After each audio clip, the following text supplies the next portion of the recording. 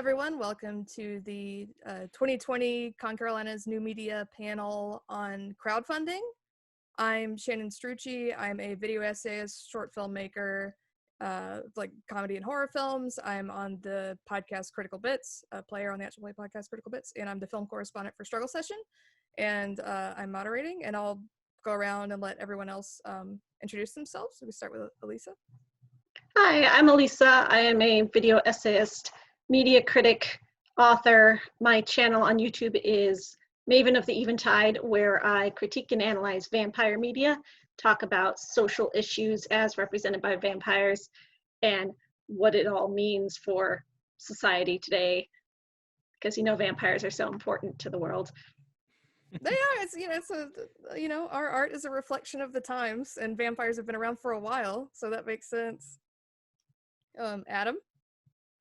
Hello, I'm Adam LaGrave. I am a player on two actual play podcasts. One is called The Roaring Trainers, and the other is called DM's Treehouse. And I've been podcasting for a while, and yeah, that's about it. And Nash. I'm Nash. I do Radio Dead Air, and I've been doing it for 20 years this July. It's a live show that's kind of evolved as time goes on. It's we cover geek stuff. We cover movies, TV, music, a lot of music. I do a weekly bit on YouTube about stupid news, and yeah, that pretty much covers it. And what's your cat's name? This is Grady. He is spoiled. Grady. And Grady. Yeah.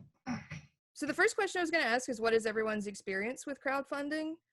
And it could be with, Kickstarter or Patreon or any other services, or if you wanted to talk a little bit too about like merch sales or anything like that, but we can sort of get into that later as well. And I'm just going to go in reverse, and we'll start with Nash. Mainly my experience with it has been mainly Patreon. And I got to tell you, that was a big game changer, because Patreon came along right about at a point when we typically had been for a long time ad supported for a lot of things. That wasn't a vector. The day Blip died. Yeah, the day. Oh, I remember that. Oh, we'd primarily been ad supported for a long time, and it wasn't a venue a lot of people could explore, a way a lot of people could do their stuff, but some of us had been, and then the ads just collapsed, and .com, it's startups and all this nonsense. Then Patreon came along, and Patreon was pretty much saved most of us to be able to keep doing this stuff. We wouldn't be able to continue without it. It just wouldn't have been viable. I still get some ad revenue from YouTube, some Twitch, from other places, but it's a drop in the bucket compared to Patreon.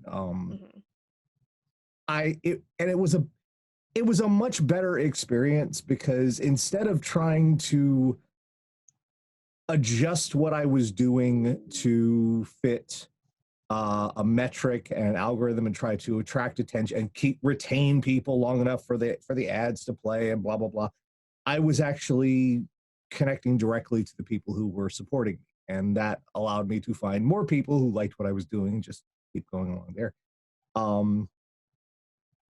It's always kind of precarious, but it's I like it a lot better than the way we used to do things. I'll put it that way. Adam? Yeah, my experience is also mainly with Patreon, specifically running it for the Actual Play podcast, The Roaring Trainers, and developing that from nothing up to what it became. Yeah, and the struggles that came with that, including the immense amount of self-doubt that you get when you throw things out there. Is it worth it? Do people like it? Things like that. But it's been one of the biggest love-hate relationships of my life, I think, is Patreon, and how the learning curve that came with it for me. Patreon is my biggest source of income. I was in the same boat as Nash. We came from the same channel background. So when Blip died, it was either, well, I could stop doing this and get a real job, or Patreon was there. And I wouldn't be able to support my show at all without it. But other lesser sources of income, super chats on YouTube live, premieres or streams, that's a good source. It's definitely a nice bonus. Also, I use Amazon Marketplace. I have an Amazon storefront, and in my videos, I promote that and say, you know, if you're interested in this thing I'm talking about it, here's a link to go, you know, buy it from Amazon. But because I gave them the storefront link from myself, I get a little bit of a bonus every time someone either clicks that link or actually buys something from those links.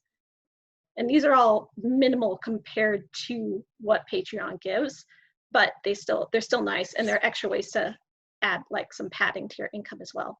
Mm-hmm. And the nice thing I like about Patreon is you can have things that you can offer almost like a product someone can buy from you. Like, if you give me X amount of dollars one time, I will do a video about this thing you want me to do, which even though they're giving you maybe like $2 for every video, they can say, okay, this time I'm going to give you $200 just once and buy this thing. And then they go back down to $2, and people can just do that at their leisure and their choice.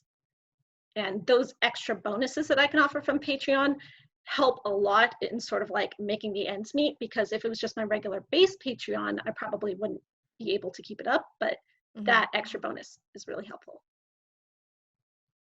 And this could be more of like a free-form discussion versus calling on y'all one by one, but I think it came up like comparing Patreon to ad revenue and like the pluses and minuses.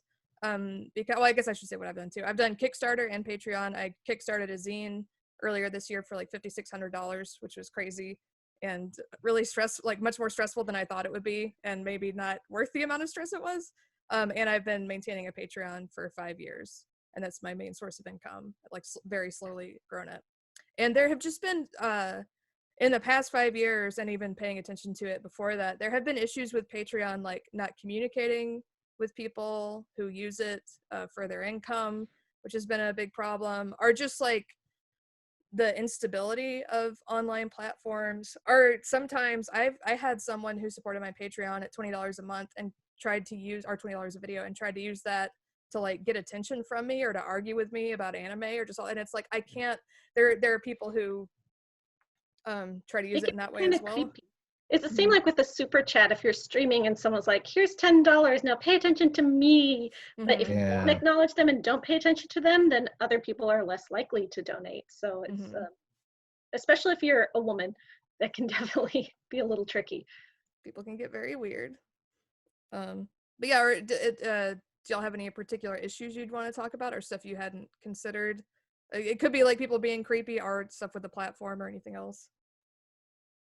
Well, as far as the platform itself, all of these, I have gone through, let's see, I can't even think of how many, all the way back to there was I initially got my start before there was even streaming video, was streaming audio with Live 365 was the platform way back. And it seems just the nature of trying to do this stuff yourself online is eventually platforms collapse. That's just what happens. It shouldn't, if things were being run properly in our economy and things weren't being made to be bought out or venture capital and all that crap, things would be a little more stable. But that's we've kind of all come to expect that eventually a platform. I mean, just right now, today, there's news that a big antitrust case is coming down against Google across federal and a couple other states, which means YouTube might be an issue soon, which we're like, oh, and YouTube's never going to be an issue. It's too big. And now, yeah, it's Patreon. Everybody says you need to diversify, but it's difficult to do that. Yeah, there's other ones like Drip, I think is one that I've heard of. Oh, Drip collapsed because that was what Dan Olson was using that, and he had to move to Patreon. and you can't really use both.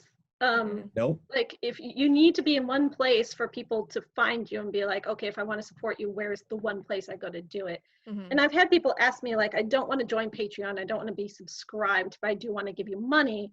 Can I just like PayPal you or stuff like that? So you could do Ko-fi for that if you want, or just have like a PayPal link available, but that's much rarer, I'd say. But to diversify off of Patreon, I wouldn't even know how. It's such a monolith right now. Mm-hmm. Yeah. And if it It's- disappeared tomorrow, I'd be out of luck. I'd have to stop doing my Yep. show. I wouldn't know what I would do. Mm-hmm. I'd have to go work at McDonald's or something. That's my main source of income.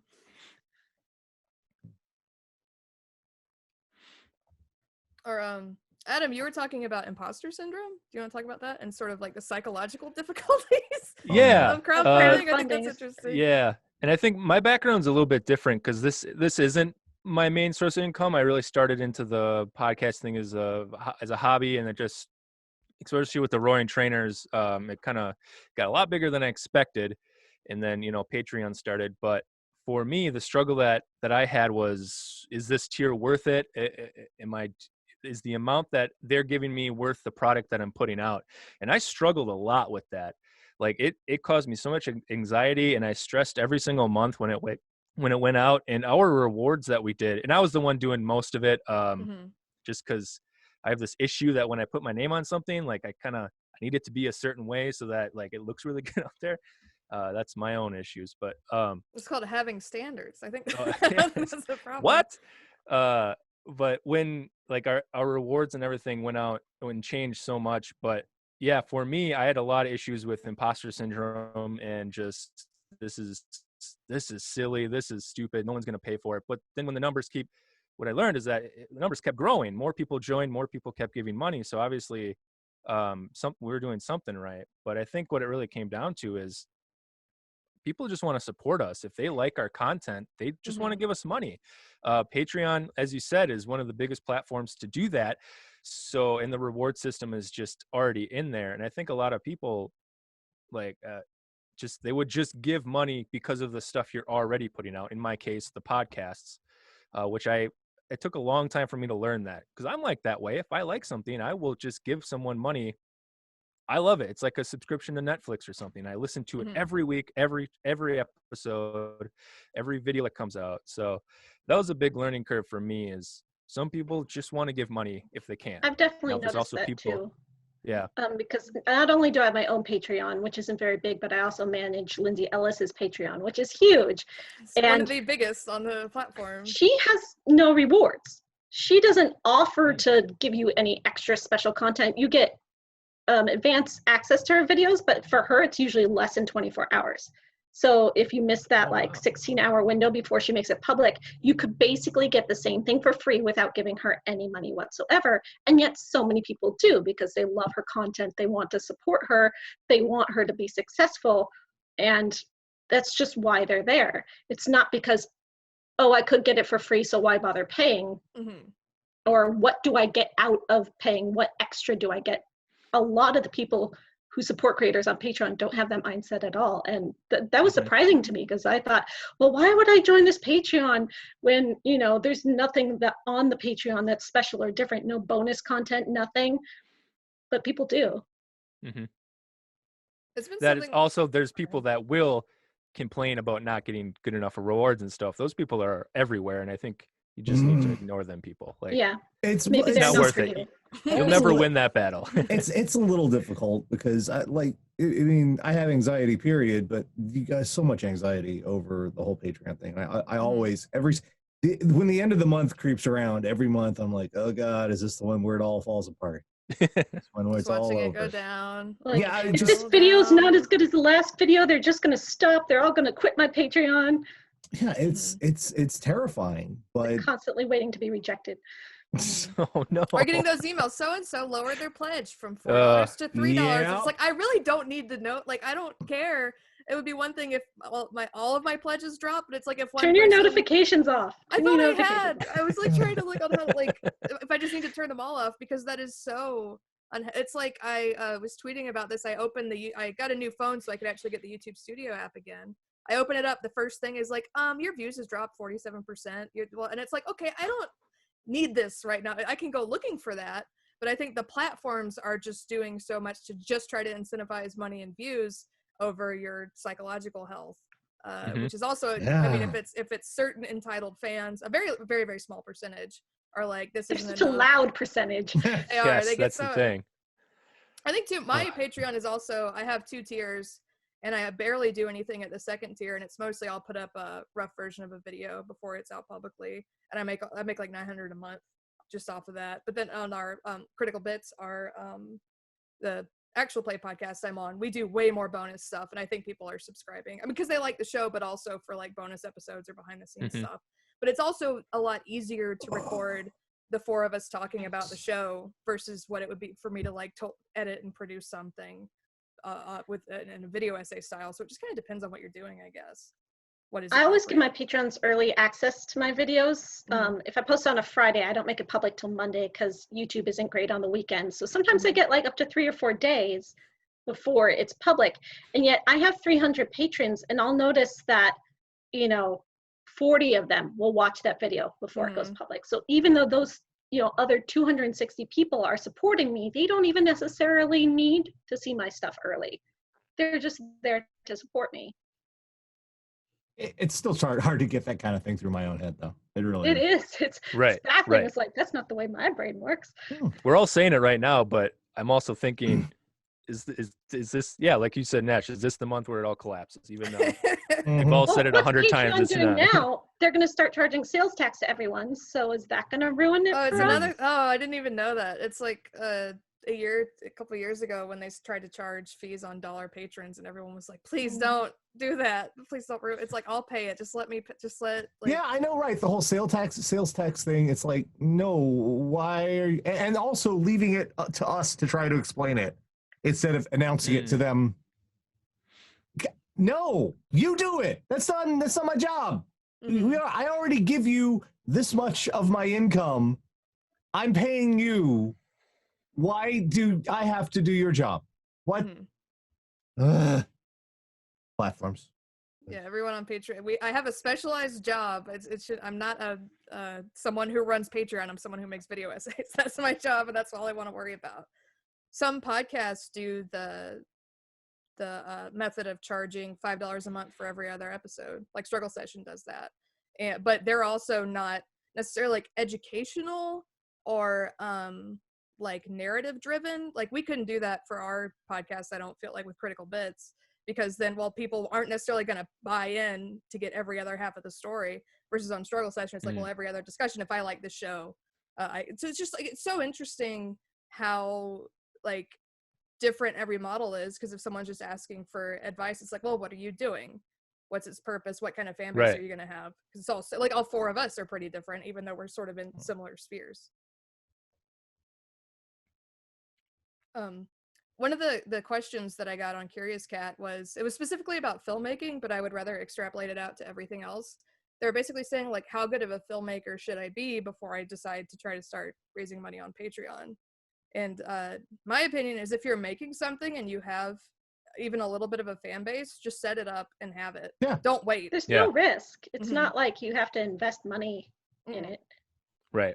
Yeah, it's better to have you. This thing has to grow, and it's better if it grows with you as you proceed into doing whatever you're going to be doing online. It needs to grow with you. So as you're building your fan base, you keep putting that out there. You have to have it.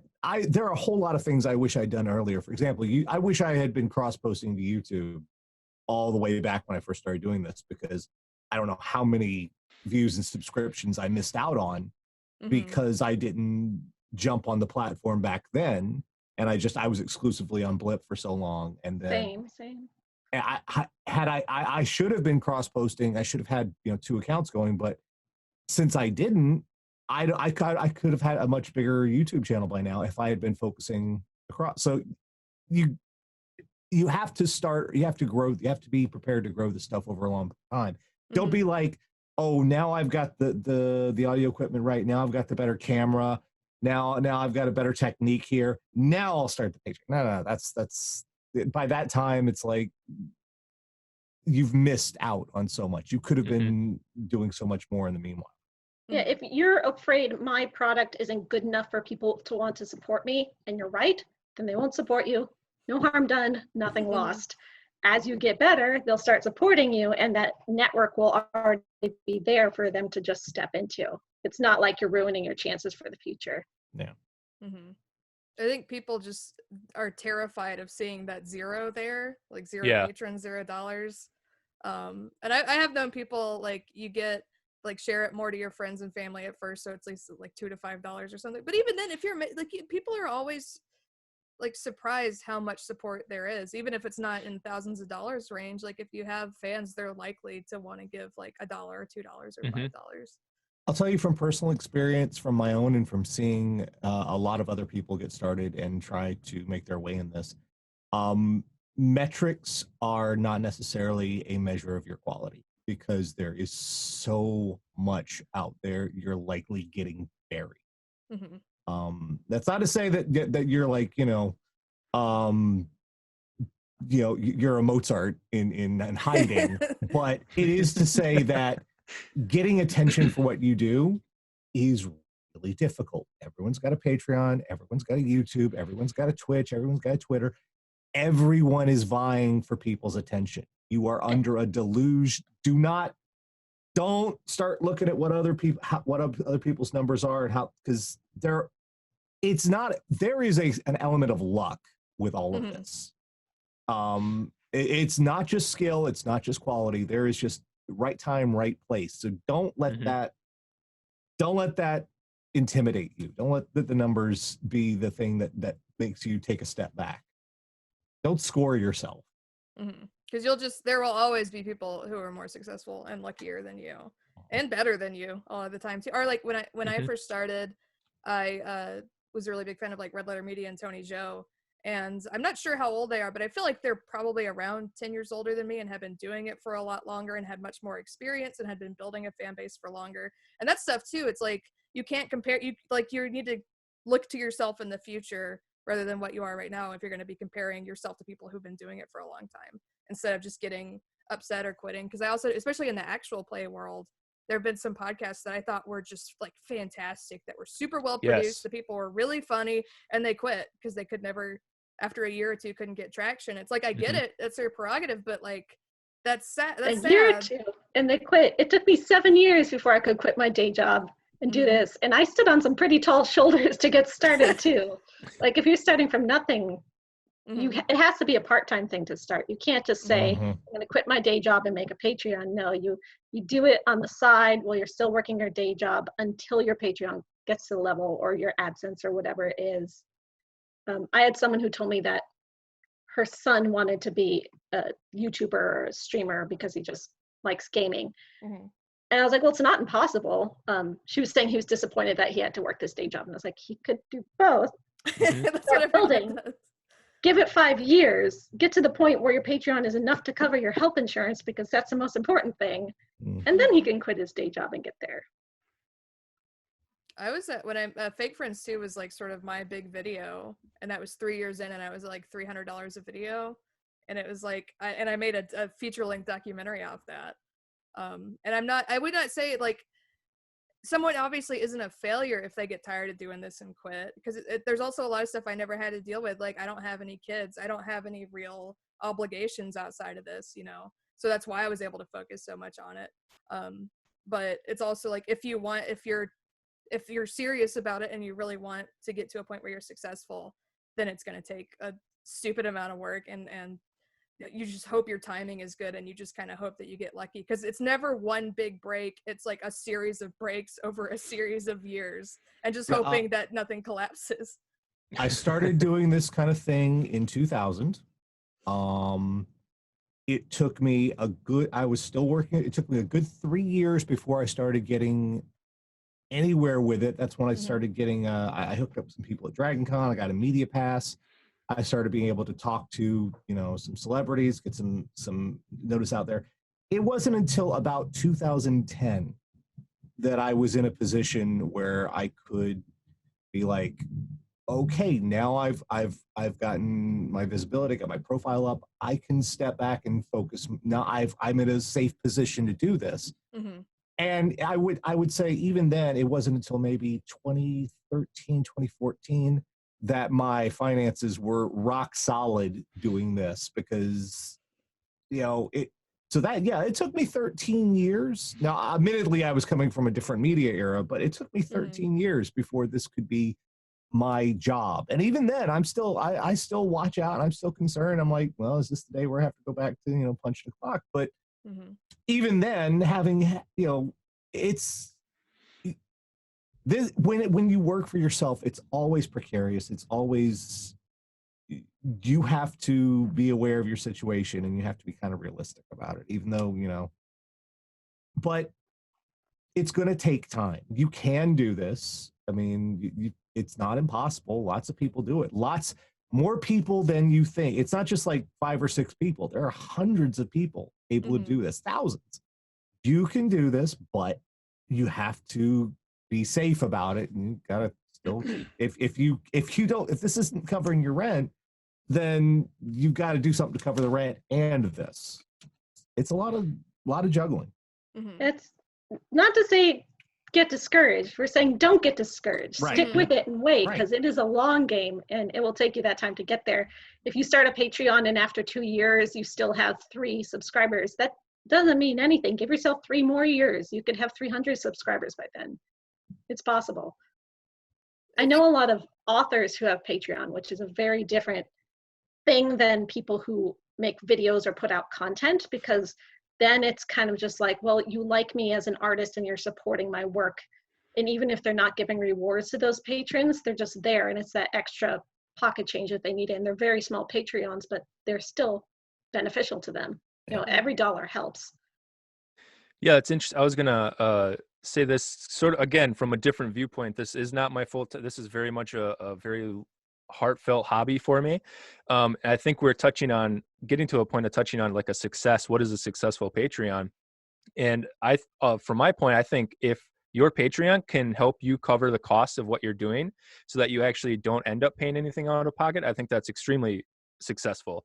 Even if it's $100 a month or something, if you're not paying their hosting fees, if you're not having to do anything like that, or in 3 months you're able to buy a new interface or a new mic or things like that, that's successful. So even if you have a very small Patreon, think about, I'm not putting any money into this and I'm actually getting a little bit out of it. So that's a huge success in my opinion. Of course, keep the grind on, and like they said, in a few years you could be one of the bigger ones on Patreon, and hey, remember us that we said keep going. Come support my Patreon, which will probably Right, not be at that high of a level. Yep, that's how it is sort of with Critical Bits, or how we started. Like when we realized we weren't going to have to pay for Airbnbs for conventions, or Joel could buy us new microphones. It's like, that's cool for something, because I had a fan base going into it from video essay stuff, but the other 3 people on the podcast had no internet fan base, no notoriety, nothing, sort of like nothing coming into it, and it's been difficult to get my fan base into it. And it's been a very slow process, but you have to kind of find those victories and be happy about it, rather than being like, well, this person makes $2,000 a month. Why aren't I at that level? I'm just as good. It's like, well, a lot of it's luck, and maybe you aren't just as good, or maybe you are. Like, I don't know, but don't connect to them in the same way. Because you may have a lot of fans, but they may not be the kind of fans who are, generous with their money. True. There's different types of people. And if someone has that connection to people, and it happens to be the kind of people that like to donate, that's just them, not you. It's nothing you can do about that. I have seen too, like channels with 1 million or 2 million subscribers, and I look at their Patreon and they just make like a couple $100 a month, which I think is interesting. I have like 30,000. I have a very comparatively low subscriber number, but I think it's more like the consistency of my work. Even if I don't get that many views, I have like a very small, very committed fan base, which I would honestly prefer than we were talking about ad revenue earlier. I've been doing this for 5 years. I've made $200 of ad revenue total. Like that's $40. Like that's like nothing. Pennies on YouTube. It's nothing. Stupid. If you're not getting millions of hits, then I saw a discussion once that someone said, in order to be a full-time artist, you need 100 superfans that will buy absolutely everything you produce. And if those 100 superfans spend like, what was it, like $40 on you a year or something, or whatever the numbers were, and it added up, like depending on what you're producing. If you're an author and you're putting out books, if they buy every single book that you produce, then that's all you need. But finding those 100 super fans that are willing to buy every single thing you produce is hard, because you may have thousands and thousands of fans that'll buy one thing from you once. But it's just like a quality over quantity thing, and there's no way to control that. There's no way to find out if your art will be the magic thing that does that. It's so impossible to say, and you'll drive yourself crazy if you try. That's also related to another kind of scary thing, and that is branching out. Because if you find people who are really on board with one thing you've been doing for like forever, and you try and do something else, you're gonna find that dragging them along is like, they're like, all of a sudden this new effort, suddenly you're not getting all the attention you were for the main one, and you're like, oh no, what did I do wrong? Probably nothing. This is just, there is an inertia with audiences. It is frustrating. People don't like to take the effort to click a few other things and do more stuff. Absolutely. We should talk about promoting your Patreon, because how often has it come along that someone's like, I've been a fan of you for years and I didn't know you have a Patreon. It's like, I literally talk about it all the time. Right. It's in my Twitter bio. I have it mentioned at the end of every video. It doesn't matter. People will. And I think some people too see self-promotion as crass, or as like you're just manipulating people for their money. But like, I need money to make videos. Like, I can't commit the time to it. I probably kneecap myself so much because I hate doing the self-promotion thing. I just there's something in it that just, it's hard. I recoil from it. Yeah, feels gross a little bit. It does. Oh my god, it does. But it's also like, there's one thing to like, because I mean, I have talked about this on the internet so much, but a lot of my work is on parasocial relationships where you kind of cultivate a fake friendship with fans.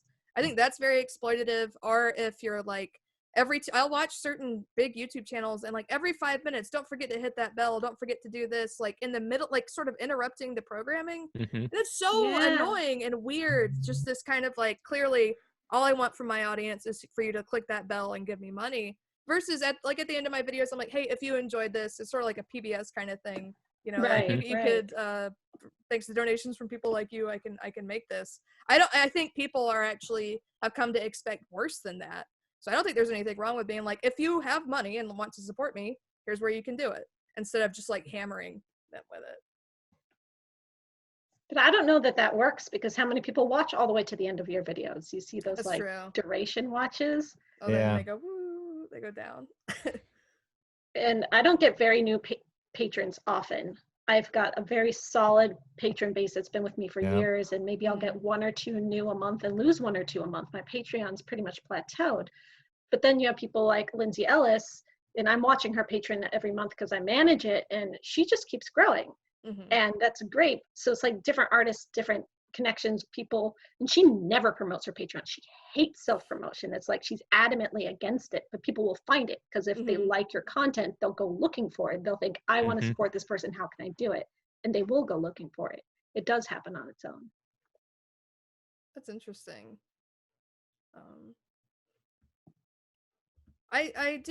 There have been times where I've had to like search to find someone's Patreon, or if they have like, with Critical Bits, we're always trying to cast people for our actual play show, and it's like I'll find someone, and then I can't figure out where their Twitter is, or like anything that they've done, or like clips for anything that they've ever made, or it's like, I'm trying to find this. You need to make it easy for people, even if you have some kind of level of discomfort with self-promotion. At least make it accessible, I guess. Put it on your little YouTube banner, put the links up there, put the link in all your descriptions. That's the first thing in most of my video descriptions is my Ko-fi and my Patreon, and then I put the other links because they're like right there. And then people will still say they can't find it, and it's whatever. Yeah. Or people will tweet at you, hey, do you have Patreon? And you're just like, pfft. It's also been my experience, like mine will go up and down. And like Nash was talking about, people don't like it when you change. If I had never changed what I was doing, I don't think I ever would have gotten to the level that I'm at, which is still fairly modest, because I used to just do like film theory and film history videos, which was fun, but I got tired of it. Then I started doing other stuff, and everybody got agitated and hated it, and they were saying, where's the film nerd videos? And I'm like, well, I'm not, if I want to make another one, I will. Or it's also trying to get people to go from like really dense kind of confrontational, upsetting video essays to like a comedy actual play podcast. People, I can't necessarily drag everybody along, but at least those are parallel. Some people have 2 separate Patreons. Like my friend Todd has, he does Todd in the Shadows, his YouTube videos, and that's one Patreon, and then he has a podcast, and that's a different Patreon. And so if people just want to support one aspect of him, they can go to either way. And both of his Patreons are doing pretty well. Mm-hmm. I think some people would be worried about like splitting revenue streams, but I think it does sound like it's beneficial because someone, you know, if someone's not I mean, into try one it. thing. If it doesn't work, try something else. It's absolutely zero risk. Yeah, it just takes like I think, yeah, it's people being afraid of failure and not wanting to spend the 5 minutes to set something up. Yeah, it can be a real blow to the ego if it doesn't succeed.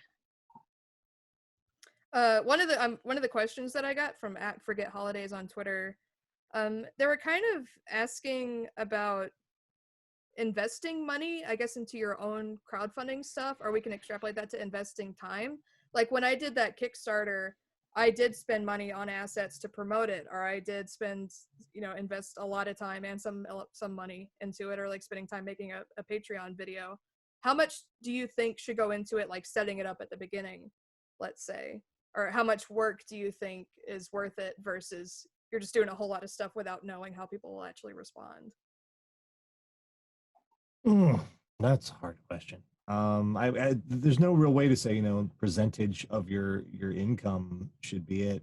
It needs to be more than zero, and you have to understand, time is money, quite literally. So if you are taking your time and effort to make something, don't worry that it cost you $0.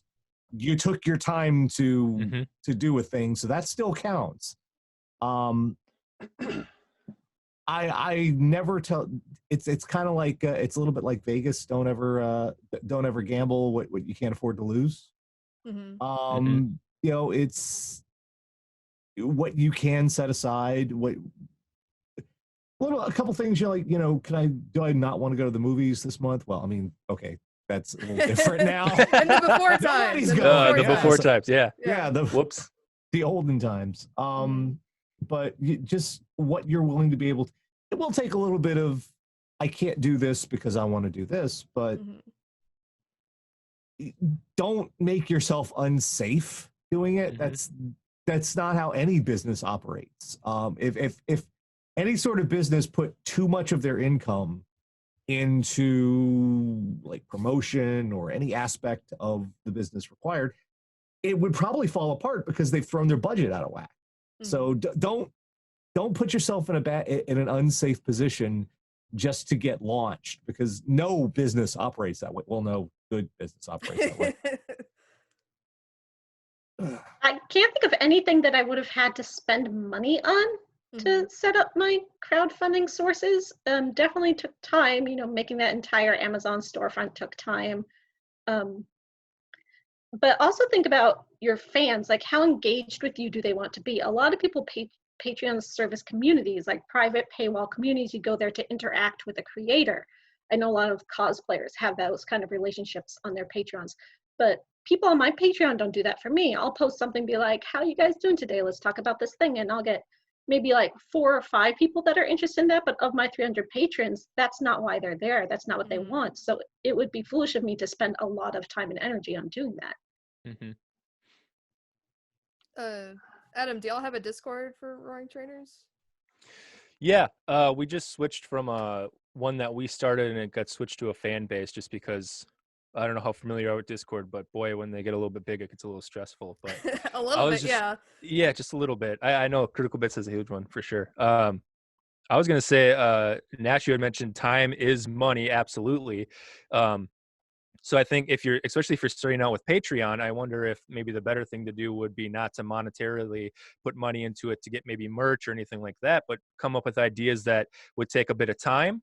But not a lot. That's the thing. You can't put a ton of time into it. And then you can just start out with those little things, especially with Discord. You can link Discords to your Patreon so they get a special role in a Discord. You can set it up so that there's a Patreon only channel, which was really successful for us because as you had said, like people just like to interact with you, and that's a really great place to do it because you can also just turn off notifications if you don't feel like you're not in the mood to really talk to people today, which again, that's emotional things with Patreon was always a big struggle for me. So I'm a huge advocate for keeping yourself safe and healthy in that respect. But yeah, I think again, speaking from an actual play sort of well, from place coming from, you can just throw out behind the scenes, slap together bloopers. Just we warm up with improv games, stuff like that, to sort of get creative juices flowing. You just record that. You don't even have to edit it. Just slap it into the Patreon, and some people really like that.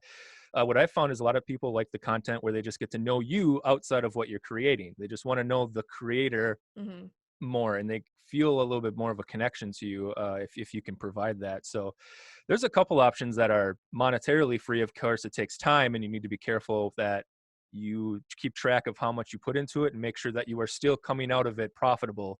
Make sure you have a per hour cost to your time, and then that you are coming in profitable in that. That's something I think is really important. But I wanted to circle back to one thing.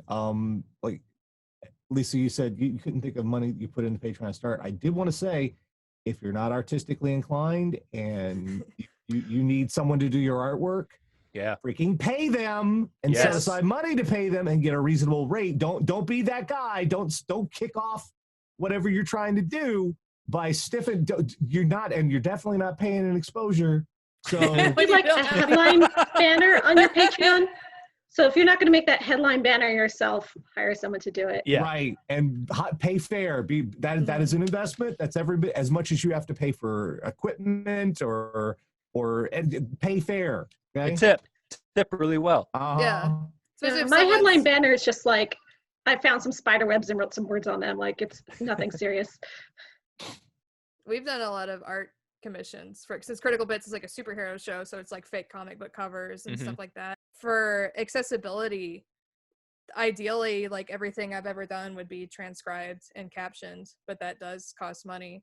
If there's also like I've had offers from fans to caption stuff for free, but it's like, if I'm trying to do the right thing, I would much rather pay someone for their labor. But I set up a separate Ko-fi for transcriptions for Critical Bits, and I've made enough now on Patreon to start transcribing my own video or captioning my own videos, which that's just one of those things that is difficult, especially if you're making like no money on it, but it is something to consider, and something to consider crowdfunding. So people have donated to the transcript. Captions are hard. I don't do them for my own videos, but I do them for Lindsay's videos. That's part of my jobs, and her videos are an hour long. It'll take me 10 hours to caption one video. It's hard.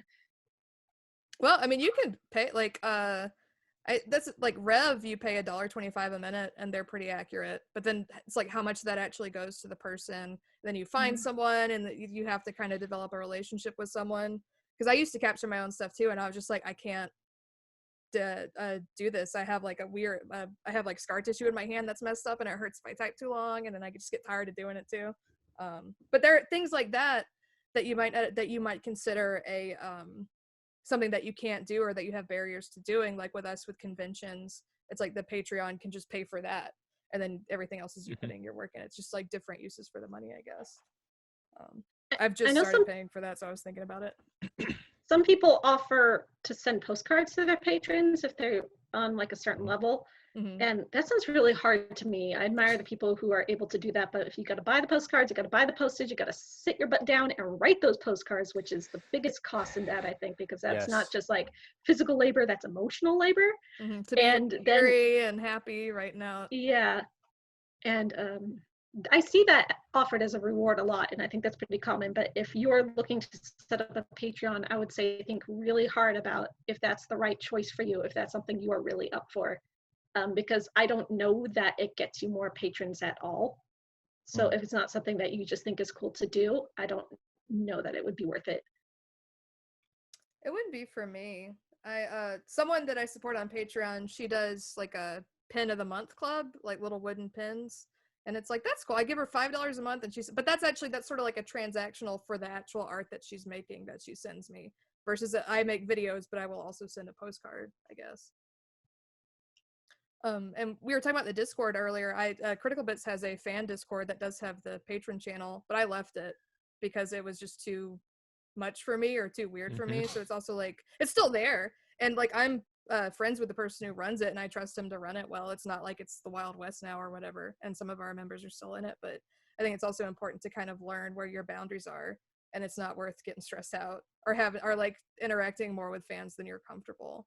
one of the toughest things is I mean, this is not going to be for when someone's starting out, but when you hit a level, you have a community, trying to manage the community, Yeah. and then finding people who will manage it for you, and you have to pay them, and you have to. It's sometimes you're like, nope, I can't do it. I can't do that and this.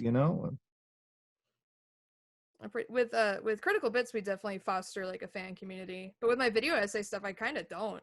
I don't really necessarily want there to be like a Strucci Movies community centered around. It's just because it's so academic or so distanced the way that I do that, which means I make way less money than I would if I had that kind of like feeling of camaraderie or whatever with people. But it's just sort of fun. And I don't mind it with Critical Bits because like, oh, we're telling a story and people get invested in that story and they love the characters and they draw fan art. Like, I love that. But it's like I don't necessarily need that level of emotional investment when I'm like reviewing a movie for me. But it varies again according to your comfort level. I do a lot of live stuff, so I have to have it's kind of comes with the territory. You have a live community, and I'm lucky that I have a lot of people who are good friends and they're willing to help me out. And Shannon's frozen. I'm listening. You can keep going. I can hear you. I can hear you. I'm listening. But I can't go too heavy on that because it'd be a distraction from trying to do this in general. There you go. She's back. I wish I could foster more of a community. I started Discord. It has like almost 300 people on it, but like only 4 of them ever talk. Yeah. And I don't know that if I had a Patreon exclusive channel on my Discord that anyone would even join it. They just, for what I do and what my art is, people don't seem to as an artist. As far as, finding, like you say, like the Patreon thing wouldn't work for your Discord. And I think that's super important. I think one thing that you can do is if you're trying to start out or expand your Patreon or figure out what to do, I think just go to other Patreons within your realm of what you're creating and just sort of see what they do. I don't think it's wrong to take that idea. If you like the idea of a postcard, do that. And if you seem successful for that Patreon page, I think you can just kind of steal ideas and take what you like, take what you don't like, what's feasible for you, and use it. Nash, you had said there's, how many different millions of Patreon pages out there these days, you're probably not going to be super unique on your Patreon page. So why not take what works for other people within your realm and use it? I think that's just figure out what works for your avenue. And also don't sell yourself short. Anything that people will pay $1 for, they'll probably pay $2 for. Though there was a thing recently where Patreon was emailing everyone being like, you should get rid of your $1 tier because people will pay $2 for the same thing. And a lot of people were like, you money hungry fools. Like, it was I'm happy with how it is. I tend to feel kind of protective of the people who contribute to my stuff, and I don't want anyone being really predatory of them because they're generous enough to help me do this in the first place. I'm like, leave them alone. Yeah. Stop it. There have been times where I would not have had $2 a month for all the people that I support. So I understand trying to keep it low, but I also know I have a $1 tier as my lowest. I should probably bump it up. I just sort of have that internal battle of like what is appropriate or it's hard. It's hard to balance it. It's important to make it clear that you appreciate the support, but never make it people feel like it's an obligation. Make it. I make it, especially right now with everything. I've made it explicitly clear to everybody. Look, if you got to back out because everything's on fire, I understand. You got to make priority. I got to make priorities in my life. You got to make priorities in your life, and it means you can't. You got to.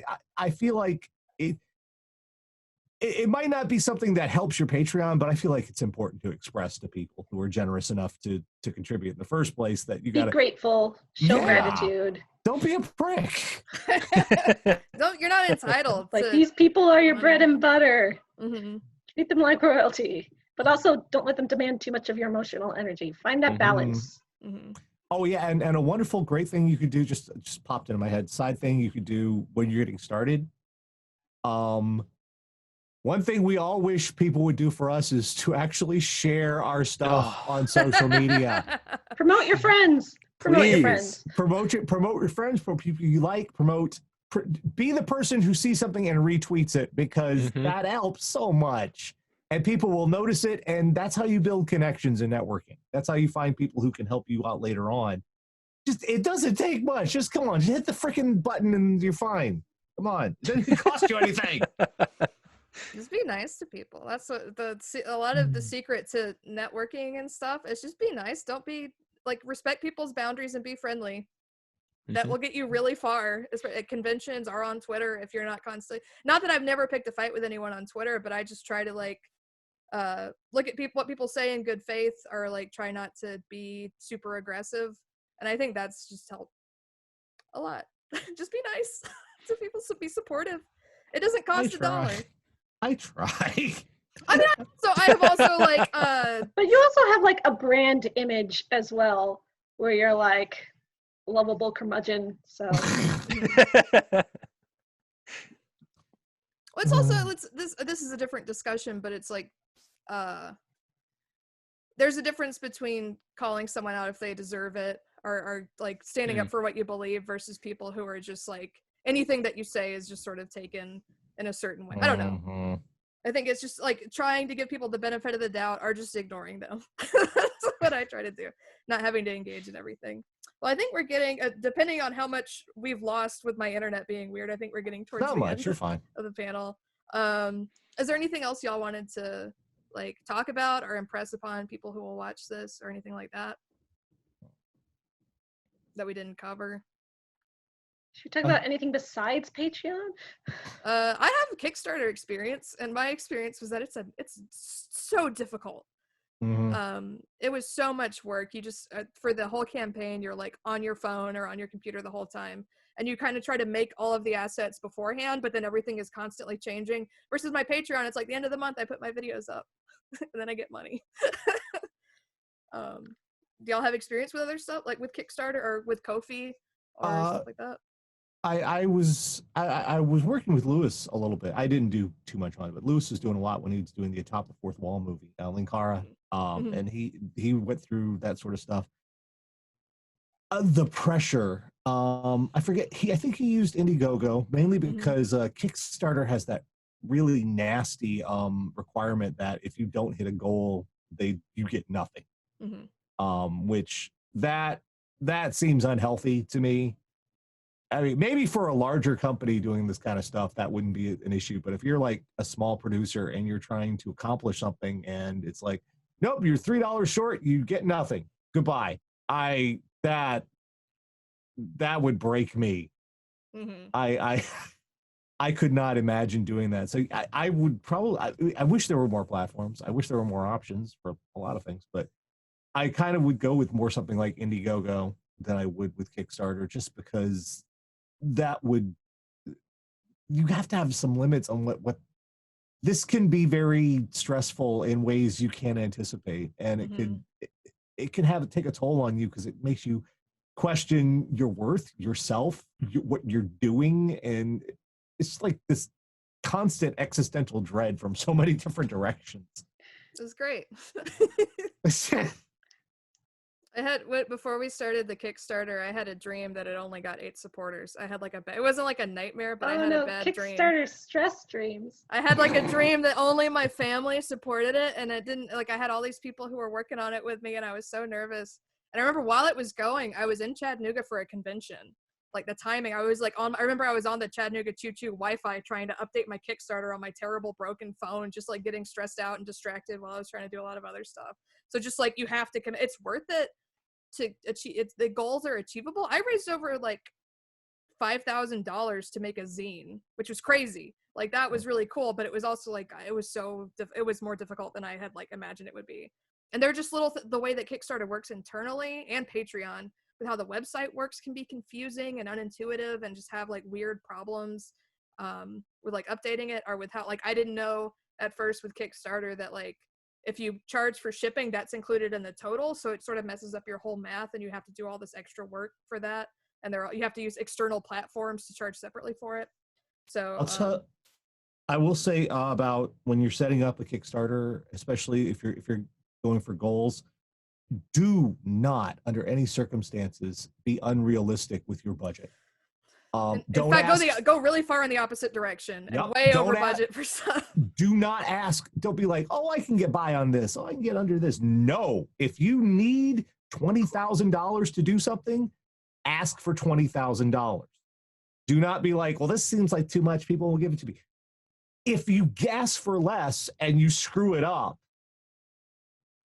if it's going to need that much, get what you need to actually accomplish it. Because if you don't, people will disappoint in what you finally do present, and Absolutely. you'll drive yourself insane.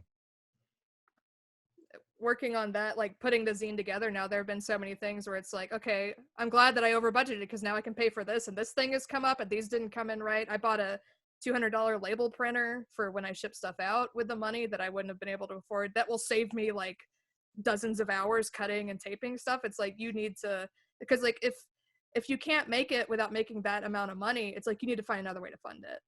Just save up or something, I think. Or like some enamel pen manufacturers will do Kickstarters just to kind of gauge interest and self-fund it, but they know that going in. They're not going to like get behind on it. Well, I think we need to wrap up.